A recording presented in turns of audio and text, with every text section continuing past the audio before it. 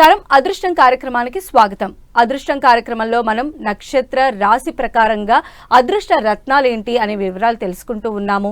వారు కనుక ఆ అదృష్ట రత్నాన్ని పెట్టుకున్నట్లయితే ఎలాంటి ఫలితాలు ఉంటాయో కూడా తెలుసుకుంటూ ఉన్నాం కదా. మరి ఈ రోజు ఏ రాశి ఏ నక్షత్రం వారు ఎలాంటి అదృష్ట రత్నాన్ని పెట్టుకోవాలో తెలియచేయడానికి మనతో పాటు స్టూడియోలో ఉన్నారు ప్రముఖ జ్యోతిష్యులు వీరాపురం సుబ్రహ్మణ్య స్వామి గారు. మరి వారిని అడిగి మరిన్ని వివరాలు తెలుసుకుందాం. నమస్కారం అండి గురువుగారు. శుభాశీస్సులండి. గురుగారు, మనం అదృష్ట రత్నాల గురించి తెలుసుకుంటూ ఉన్నాము. ఏ రాశి ఏ నక్షత్రం వారు పెట్టుకుంటే బాగుంటుందో తెలుసుకున్నాం. మరి ఈ రోజు ఎపిసోడ్ లో మీరు చెప్పండి, ఈ రోజు ఏ నక్షత్రం వారు ఏది రత్నాన్ని ధరించినట్లయితే శుభ ఫలితాలు ఉంటాయి? చక్కని విషయం అడిగారు. ఎందుకంటే మనం ప్రతి విషయం కూడా ప్రతి ఒక్క రాశికి అలాగే ఏ నక్షత్రం వాళ్ళు ఏ జాతి రత్నాన్ని ధరిస్తే వాళ్లకు కలిసి వస్తుందో అనే విషయాన్ని మనం పూర్తిగా కూడా తెలియజేస్తున్నాం కూడా. అలాగే ఈరోజు పునర్వసు నక్షత్రం ఆరుద్ర తర్వాత, అలాగే ఇందాక చెప్పుకున్నాం కు, కే, కో, అలాగే ఇలా అక్షరాలలో పోతే ఇక్కడ వచ్చేసి అదే అక్షరాలలో ఇంకా హా కూడా హా హీ అక్షరాల వరకు కూడా పునర్వసు నక్షత్ర జాతకులు అవుతారు.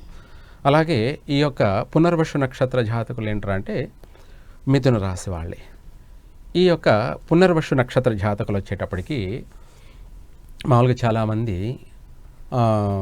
వాళ్ళ యొక్క రూప వర్ణం వచ్చేటప్పటికి చక్కగా అందంగా, అలాగే చన్నని నాజూకైనటువంటి రూపం కలిగి ఉండడం అన్నది ఈ యొక్క నక్షత్ర యొక్క స్వభావం. అలాగే ఎవరికైనా సరే వీలైనంత వరకు నష్టాన్ని కలగచేసేటువంటి మనస్తత్వాలకు కాదు, కానీ అలాగనేసి వీళ్ళు వాళ్ళ యొక్క అభివృద్ధి విషయాల్లో వచ్చేసి కష్టేపలి అంటే వాళ్ళు నమ్ముకొని జీవించడమే ఈ యొక్క నక్షత్ర జాతకుల యొక్క లక్షణాలు. అయితే వీలైనంత వరకు కూడా ఈ నక్షత్ర యొక్క వాళ్ళు ధరించవలసినటువంటి జాతిరత్నం కనకపుష్యరాగము అనగా మనకు పసుపు వర్ణంతో ఉన్నటువంటి జాతిరత్నం.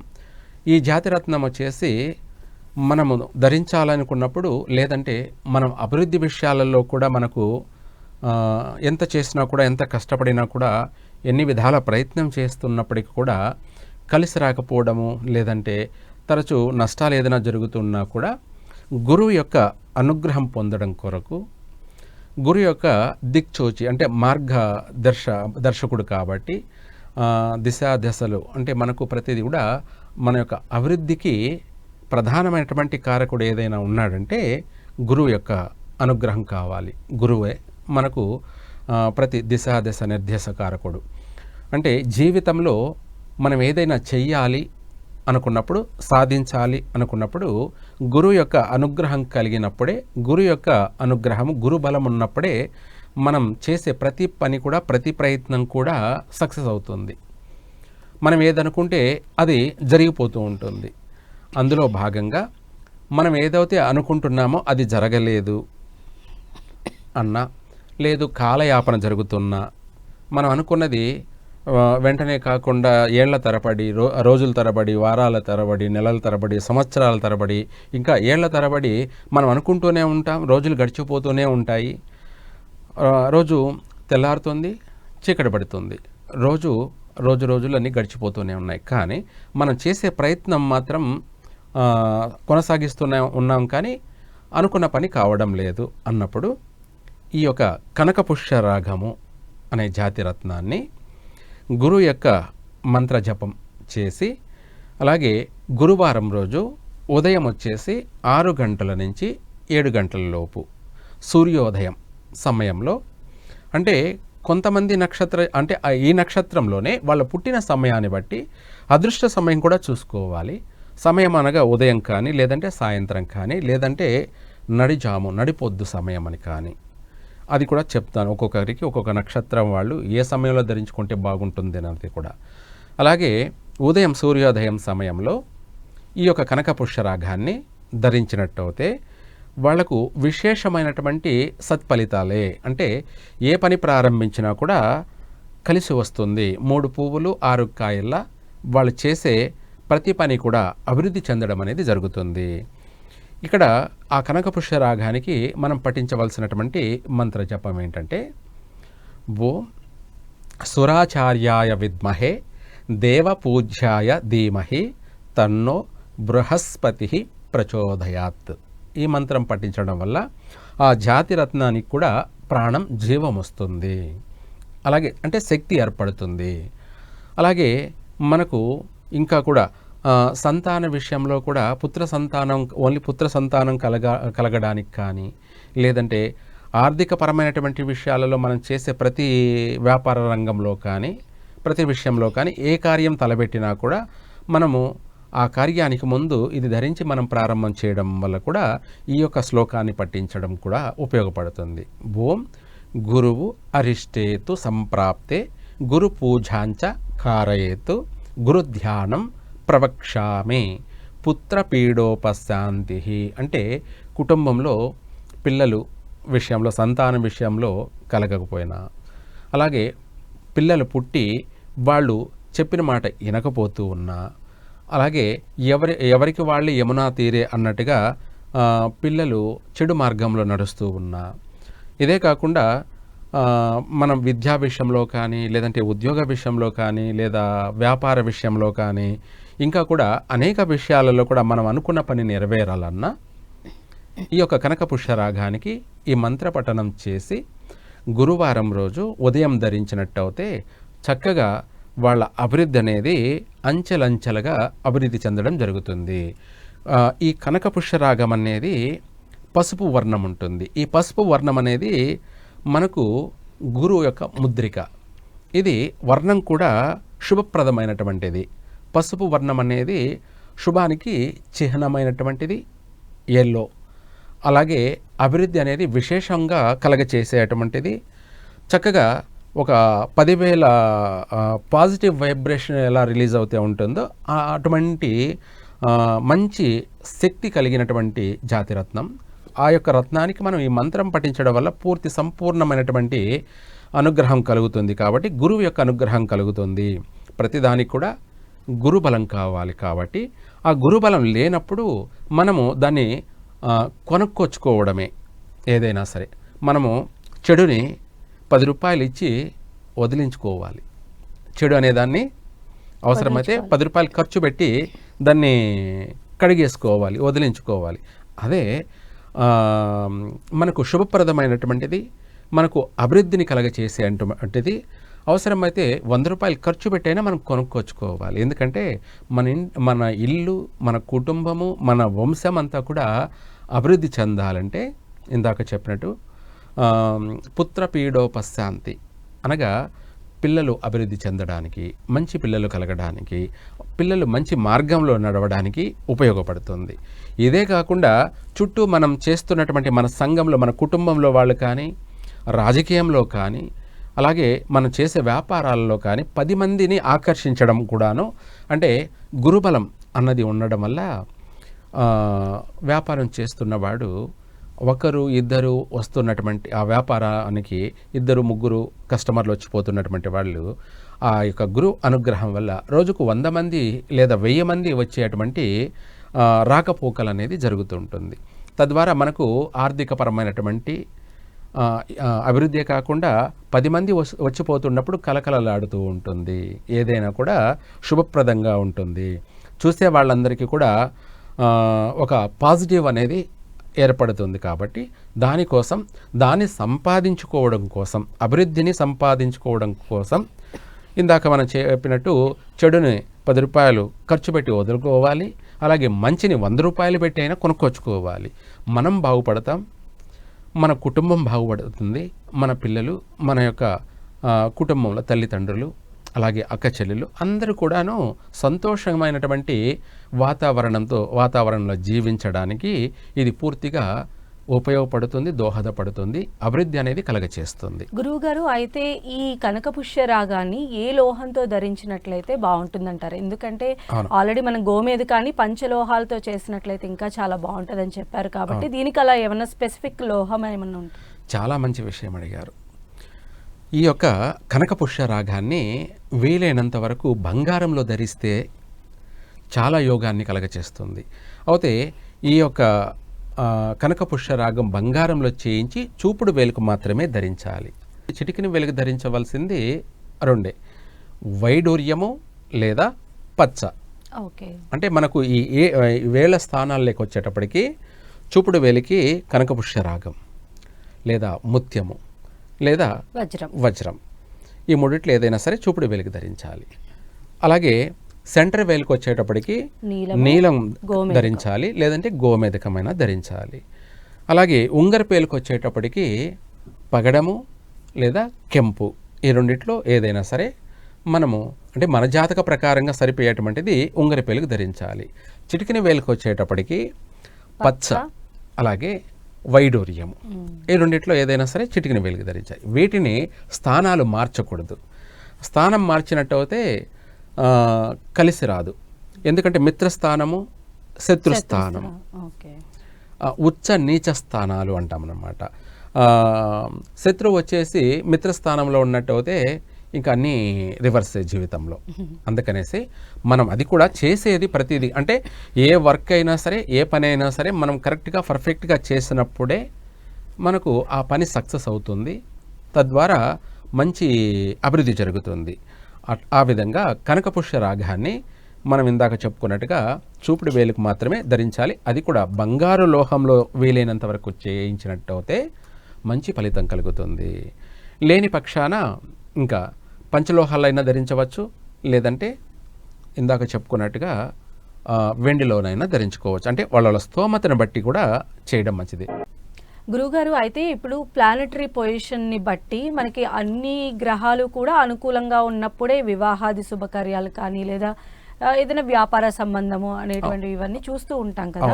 ఇప్పుడు నాట్ ఓన్లీ పునర్వసు నక్షత్రము, సేమ్ ఇలానే వివాహ సంబంధం చూసే ఇతర నక్షత్ర జాతకాలు కూడా ఉంటాయి. సో అవన్నీ కూడా కలిసి రావాలి అంటే అంటే వాళ్ళు కూడా ఇలాంటి జాతి రత్నం కావచ్చు, లేదంటే ఈ కనక పుష్య రాగాన్ని ధరించవచ్చునా? వాస్తవంగా చెప్పాలి అంటే మీరు అన్నట్టుగా ఒక మాట చెప్పాలంటే అభివృద్ధి కోసం ఉపయోగపడేటువంటిదే కనక పుష్యరాగం. శుభప్రదమైనటువంటిది మనం ఇందాక చెప్పుకున్నాం పసుపు వర్ణం. ఏమిటి? పసుపు వర్ణం అనేది శుభప్రదమైనటువంటిది. 10,000 పాజిటివ్ వైబ్రేషన్ని రిలీజ్ చేసేది. ఇప్పుడు సూర్యకాంతి మనకు భూమిపైన ఎంత వైబ్రేషన్ ఇస్తుంది, ఎంత వెలుగునిస్తుంది, ఎంత శక్తిని కలగచేస్తుంది, క్రిమి కీటకాలన్నిటిని నాశనం చేస్తుంది. అంటే చెడునంతా కూడా నాశనం చేసి మురికి అనే నీరునంతా కూడా డ్రై చేసి సమస్త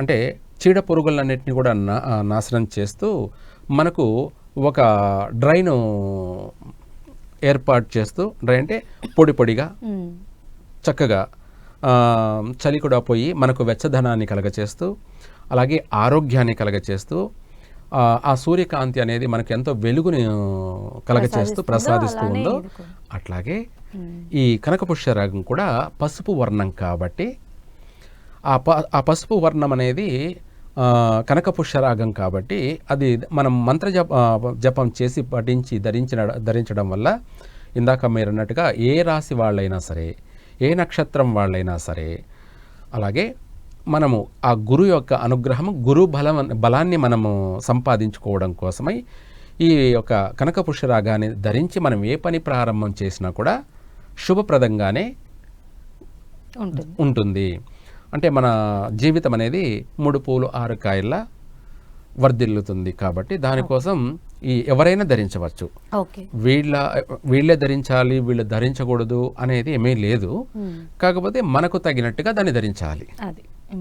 ఇంపార్టెంట్ ఏ సైజు, ఏ ప్రమాణం అన్నదాన్ని కూడా మనం చూసుకొని వీలైనంత వరకు అన్ని కోణాల్లో కరెక్ట్గా మనం చేసినట్టు అయితే ఆ పని సక్సెస్ అవుతుంది. ఏది కనకపుష్య రాగాన్ని మనం ధరించే విధానం, మనం చేసే విధానం, మనం ఆచరించే విధానాన్ని మనం కరెక్ట్గా చేస్తే మనం చేయబోయే పనులన్నీ కూడా సక్సెస్ అవుతాయి. ఓకే.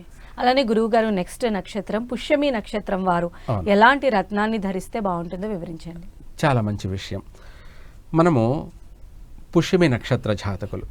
పుష్యమి నక్షత్ర జాతకులు అంటే ఇక్కడ నక్షత్రం కర్కాటక రాశి, అలాగే హే, హో, ఢ అక్షరాల మీద పేరు కలిగిన వాళ్ళు కానీ, అక్షరం మీద పేరు కలిగిన వాళ్ళు కానీ, లేదా జన్మ నక్షత్రం తెలిసి ఉంటే పుష్యమి నక్షత్ర జాతకులు కానీ, వీళ్ళు ఎక్కువ శాతం మంచి తెలుపు వర్ణ ఛాయ కలిగినటువంటి వాళ్ళు. అలాగే సమస్యలు అనేది వాళ్ళే కొనుక్కొచ్చుకుంటూ ఉంటారు. అనేక కష్ట నష్టాలన్నింటినీ కూడా వాళ్ళే కొనుక్కొచ్చుకునేటువంటి మనస్తత్వం అన్నమాట వీళ్ళది. కానీ ఎక్కువ శాతం క్రిమినల్ బ్రెయిన్ ఉండదు వీళ్ళది.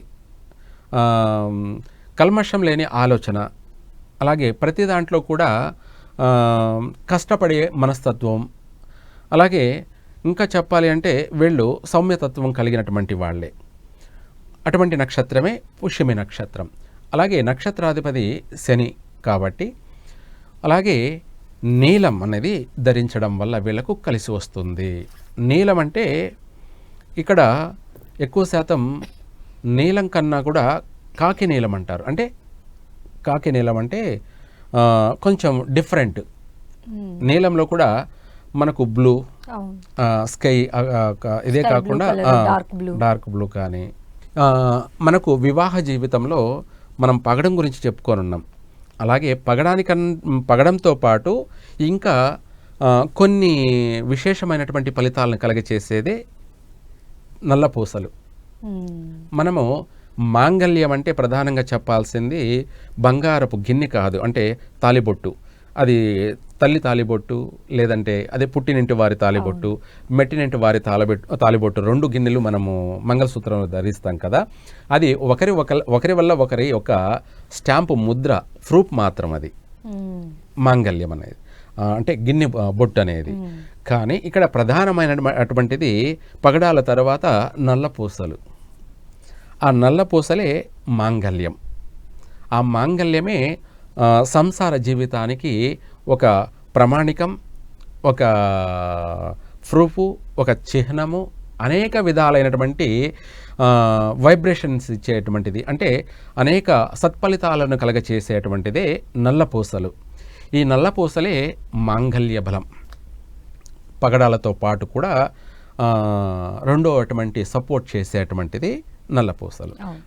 పగడాలు అనేవి తర్వాత అయినా వేసుకుంటారు, కానీ నల్లపూసలు మాత్రం మాంగళ్యం రెండు కూడా ప్రామాణికంగానే ధరించాలి. తర్వాత అనేది ఏమి లేదు, 100% రెండుగా ధరించాలి. కానీ అంటే అలా కాదు, అంటే ఆవిడ సుమంగళిగా ఉన్నప్పుడే నల్లపూసలు అనేవి వేసుకుంటూ ఉంటారు. పగడాలు అనేవి ఒకవేళ సుమంగళిగా లేకపోయినా కూడా ధరిస్తూ ఉంటారు. బట్ మెయిన్ గా నల్లపూసలు అనేది ఎక్కువ ప్రాముఖ్యత కలిగి ఉన్నాయని అనుకోవచ్చు. వాస్తవం. నల్లపూసలు కూడా మనకు వివాహ జీవితానికి ప్రధానమైనటువంటి చిహ్నం అని చెప్పడం, అది మెయిన్, అంటే కీ రోల్ అన్నమాట. పూర్తిగా ఈ యొక్క నల్లపూసలే వివాహ జీవితంలో ప్రధానమైనటువంటి ఆచారం, అదే మాంగళ్యం. ఇందులో మనకు ఆరోగ్యపరంగాను బాగుండడానికి, అలాగే ఎటువంటి కష్ట నష్టాలు లేకుండాను, అలాగే అష్టమ శని పీడాని కానీ, అర్ధాష్టమ శని పీడాని కానీ, ఏలేనాటి శని పీడాని కానీ, శని మనల్ని పట్టి పీడించకుండా ఉండడానికి గాను, ఇదే కాకుండా అటు 7 తరాలు ఇటు 7 తరాలు అంటే 7 14 జన్మల వరకు కూడాను ఒక సంసార జీవితంలో అనేక సుఖ సౌఖ్యాలను అనుభవించడానికి, సంపూర్ణమైనటువంటి సుమంగళిగా జీవించడానికి ఇరువురు కూడా, అంటే భార్యాభర్తలు ఇద్దరు కూడాను ఆరోగ్యపరంగా, అభివృద్ధి పరంగా, అనేక విషయాలలో కూడాను అనేక కర్మల నుంచి విముక్తి పొందుతూ చక్కగా సుఖ సంతోషాలతోటి జీవించడానికి, అలాగే సమస్త పీడల నుంచి వాళ్ళు తప్పించుకు తిరుగువాడు దన్నెడు సుమి అన్నట్టుగా అనేకమైనటువంటి సమస్యల నుంచి వాళ్ళు బయటపడడానికి పూర్తిగా సంపూర్ణంగా దోహదపడేది, ఉపయోగపడేటివే ఈ యొక్క కాకి నీలం. అయితే దీనిని ధరించేటప్పుడు పఠించాల్సిన మంత్రము, దీన్ని ఏ లోహంతో ధరించాలో వివరించండి. ఇందాక మనం అనుకున్నాం కదా వర్ణం కాకి నీలం అనేది. ఆ కాకి నీలం అనేది ఈ యొక్క దీంట్లో డిఫరెంట్ అన్నమాట. నీలంలో కాకి నీలం అంటాం. అది ధరించడం ఇందాక మీరు అన్నట్టుగా మంత్రపఠనం. ఓం రవిసుతాయ విద్మహే మందగ్రహాయ ధీమహి తన్నో శని ప్రచోదయాత్ అనే ఈ మంత్రాన్ని మనం పఠించడం వల్ల ఆ యొక్క రాయికి జీవం వస్తుంది, అంటే శక్తి ఏర్పడుతుంది. చక్కగా శక్తి అంటే మామూలుగా ఉండదన్నమాట. ఆ శక్తి అది మనకు కనిపించేవాడికి మాత్రమే కనిపిస్తుంది, అందరికీ కనపడదు. అలాగే ఇది కాకపోతే ఇంకొకటి, ఓం శన్య అరిష్టేతు సంప్రాప్తే శని పూజాంచ కారయేతు శని ధ్యానం ప్రవక్ష్యామి ప్రాణపీడోపశాంతి ఇహ ప్రాణపీడోపశాంతి. అంటే ప్రత్యక్షంగా కానీ పరోక్షంగా కానీ అలా కలలోనైనా సరే నన్ను, నా ప్రాణాన్ని పీడించవద్దు. చక్కగా నాకు ఇచ్చినటువంటి జన్మని నేను సద్వినియోగం చేసుకోవాలి, సంపూర్ణమైనటువంటి పరిపూర్ణమైనటువంటి సంపూర్ణ ఆయుష్యవంతుడుగా జీవించాలి అని చెప్పేసి ఈ యొక్క మంత్రం అనేది మనకు చక్కగా ఉపయోగపడుతుంది. అంతేకాకుండా నల్లపూసలను మనము మాంగళ్యంలో వేయడం కూడా ఇద్దరు సంపూర్ణమైనటువంటి ఆయుష్తోటి దీర్ఘసుమంగళిగా జీవించండి. దీర్ఘసుమంగళి అంటే ఆ యొక్క స్త్రీని మనం దీర్ఘసుమంగళి భవ అంటే ముందుగా తన భర్త సంపూర్ణంగా జీవించుగాక అని అర్థం. అంటే ఆ యొక్క స్త్రీ ముత్తైదుగా జీవించడము, సుమంగళిగా కూడా వెళ్ళడము, అంతేకాకుండా పసుపు కుంకుమలతో అంటే సంపదతో ఆమె వెళ్ళడము అని అర్థం అన్నమాట. చక్కగా అనేక విధాల సర్వ విధాల కూడాను ఆమె సంపన్నమైనటువంటి సిరి సంపదలతోనే ఆమె వెళ్తున్నదే తప్ప ఏమీ లేదు అని వెళ్ళడం కాదు. అష్టైశ్వర్యాలతోనే తను వెళుతుందన్నమాట. అది విశేషమైనటువంటి రాజయోగాన్ని, భోగభాగ్యాలని, సమస్త పీడలను, దృష్టి దోషాన్ని, అనేక విధాల సర్వ విధాల కూడా సర్వ పీడల నుంచి మనల్ని కాపాడేది, సంరక్షించేది ఈ యొక్క కాకినీలం. ఇది ధరించినట్టయితే చక్కగా కలిసి వస్తుంది. అలాగే అభివృద్ధి విషయంలో కావచ్చు, మన శారీరక బాధల నుంచి కావచ్చు, ఆరోగ్య విషయంలో కావచ్చు.